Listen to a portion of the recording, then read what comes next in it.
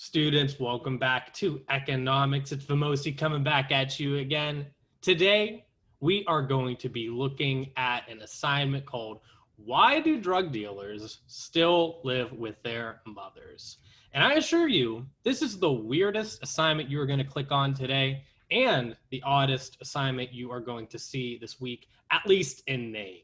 But I promise you, it has value, and I hope you enjoy reading it as we go through this together.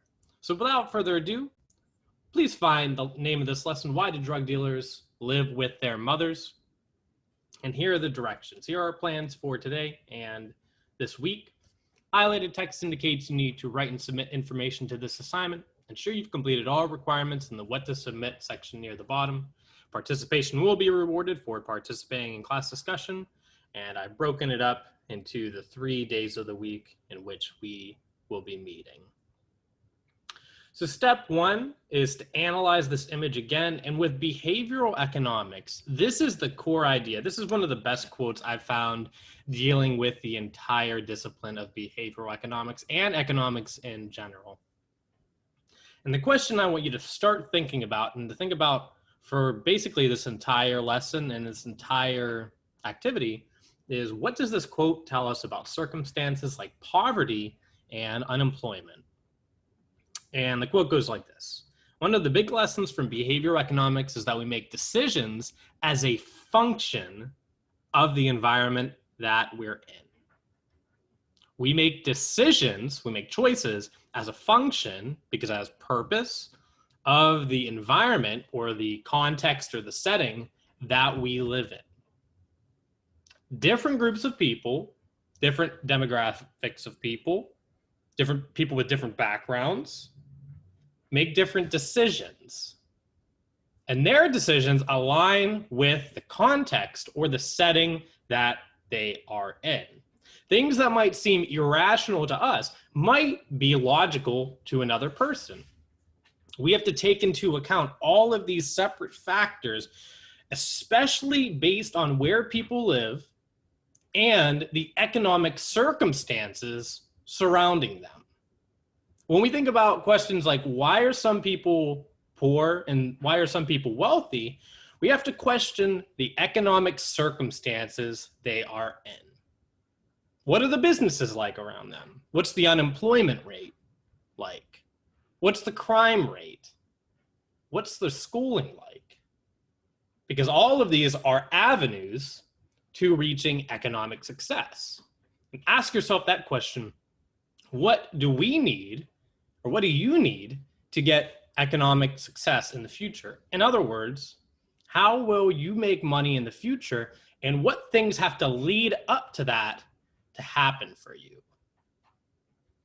This is all extremely complicated, but it's something worth talking about. It's something worth learning about. Next, you're going to complete the reading, Why Do Drug Dealers Live with Their Mothers, in OneNote. And then you're going to notify me via submission once you've completed this reading. And be sure to follow all the instructions. And I have a warning here that the language in this reading is very explicit and contains multiple swear words. If this makes you uncomfortable, please notify me and we can work out a separate assignment for you. All of this is based on the context of the lesson or the reading that you are going to be looking at. They're not swearing just to swear in it necessarily. They're trying to get a good idea of the experience within a particular economic environment. So if you see words that you're uncomfortable with, think about for a second, why would they be saying that? Why is it either okay or not okay for them to be using it in this reading?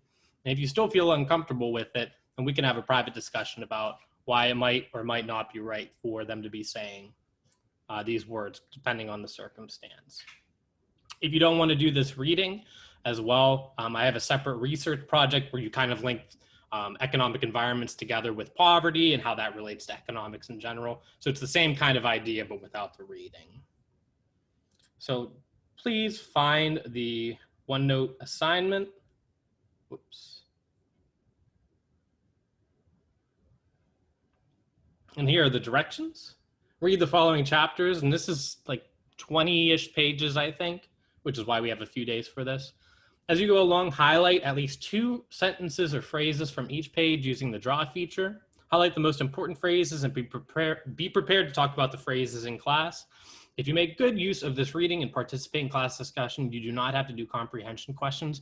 I do not like reading comprehension questions because it doesn't really go along with what I want for this particular assignment. I want you to think a lot about these concepts in here. I want you to go through, I want you to highlight the parts that you think are baffling, crazy, weird, or just kind of catch your attention. And that requires you to put your full attention into it. If it seems like it's a little bit harder to comprehend, then I can give you the comprehension questions. But I really want to take this to a deeper level and really see how you're thinking about the types of text that you are reading.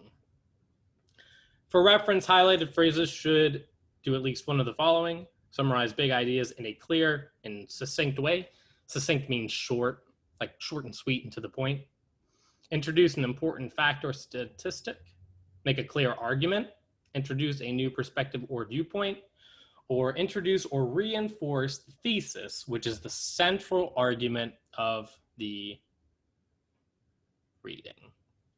Okay, so you can use the draw tool and go to like a nice highlighted color. You can find like any color you want in here in OneNote. And whenever you highlight things, you should have at least 2 highlights per page. If you have more, that's okay. But really think about the ballpark of 2 per page. And I'm going to be checking in with you every few days to see how you're doing with the reading. I can see your highlights in your individual folders as well too. So I'm going to be seeing really where you are as far as this reading goes. And then each day we meet this week, we will discuss the reading, and then your participation in discussion will be worth a separate 30 points. So for maximum points, you must participate in discussion at least 3 times per meeting. You can participate by speaking in class or through the chat feature if you're uncomfortable with speaking out in class.